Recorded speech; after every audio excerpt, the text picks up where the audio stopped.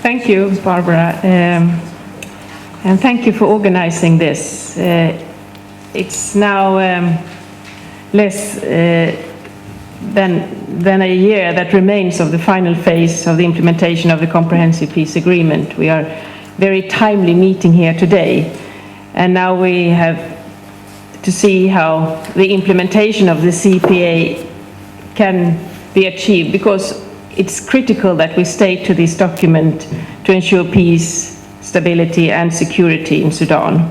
And the parties of the Comprehensive Peace Agreement bears the responsibility for peace in Sudan, but the rest of the world bears now the responsibility of supporting them and the people of Sudan in this very delicate process.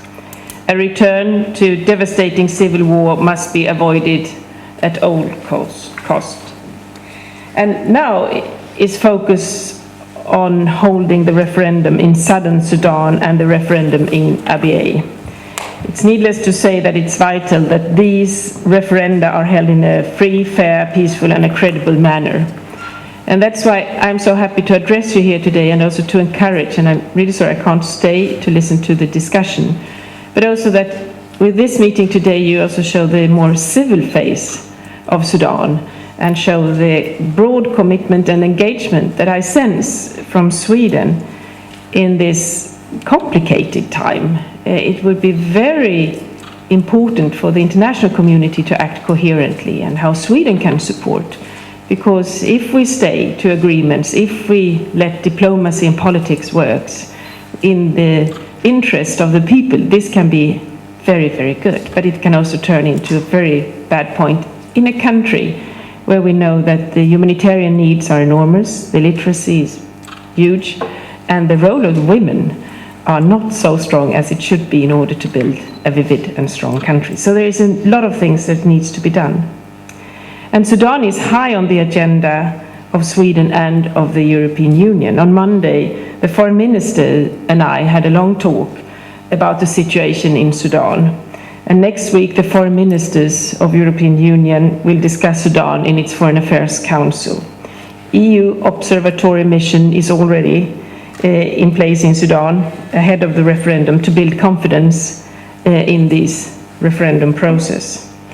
And we have a broad political engagement in Sudan. We act through our embassy in Khartoum, SIDA, Sudan team, and 2 special envoys, one of them for the Horn of Africa and one for the CPA process.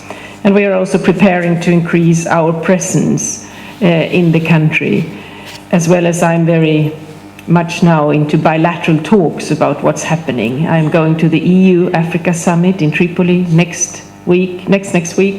Ahead of that, I will go to Oslo to discuss with my colleague about what's happening, what can we do together. So there are a lot of processes, and it's very high on the agenda for obvious reasons. And Sudan, from a Swedish point of view, is one of those countries that we have prioritized in our development assistance. The current development strategy for Sudan during the years 2008 until 2011 amounts to 900 million Swedish crowns and focus on respect for human rights, support to a democratic Sudanese society, and durable peace. The implementation of the Security Council Resolution 1325 on women's rights is a key question to SIDA's work in Sudan. And so Sudan is one of the largest recipients of Sweden's humanitarian support, about 250 million Swedish crowns every year due to the humanitarian needs that we face there. And the bulk of this is designated for South Sudan and also, of course, for Darfur. And based on my own experience from 2 visits I have had to Sudan, I recognize that we do not lack challenges when working in Sudan. Sudan, and in particular South Sudan, has come some of the worst human development indicators in the world. And the risk for a girl to die in childbirth in South Sudan is larger than the likelihood that she will grow up and finish school. When I last visited Sudan in March, there were only 2 trained midwives in the whole southern Sudan.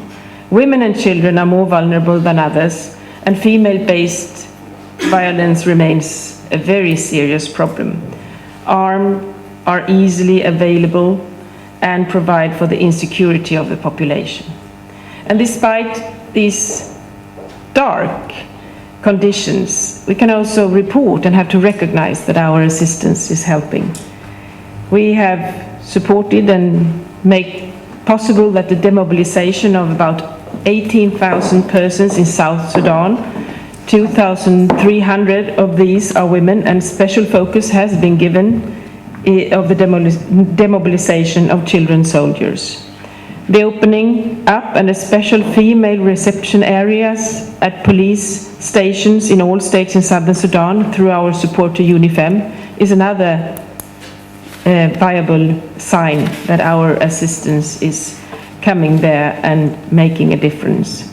And training on women's rights has resulted in the setup of women's centers for the protection of women in the 2 Darfur IDP camps, and that the state of South Darfur has decided to recruit 500 female policemen to handle cases of gender-based violence.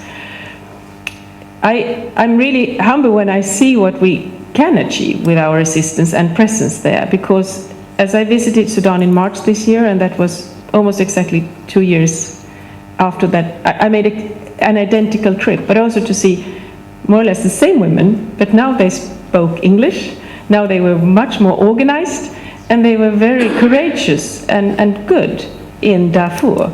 So I can really see with my own eyes that what we are doing are very helpful, and it's also showing patterns about how one can work, and also that this is interpreted by the Sudanese themselves. It's not foreigners coming there to tell how to do things, but it was very genuine.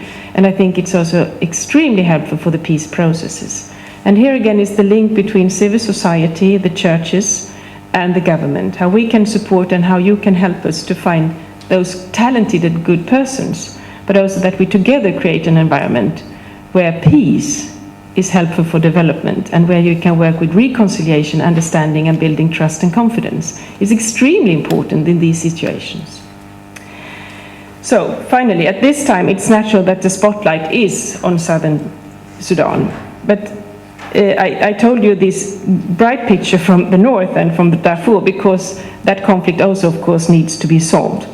And I think it's very important now that different conflicts in the whole big Sudan are not interlinked too much, because it can easily be spillover effects, and that's why it's so important to stick to the CPA and to see that the referendum now is being held out.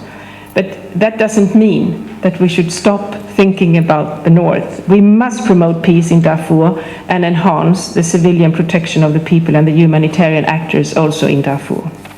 Organizations such as the ones represented here today play an important role in helping achieve positive development in Sudan.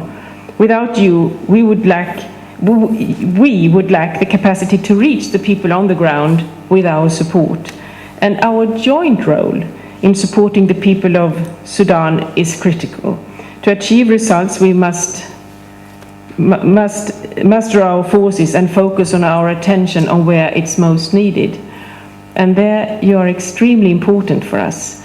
This is the first event that I'm attending during these very critical times for Sudan.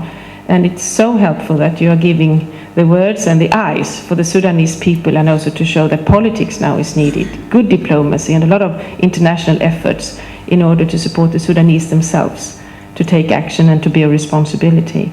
And that's why I'm really happy that we could gather here today, and I'm equally disappointed with myself that I can't stay to listen to you, but my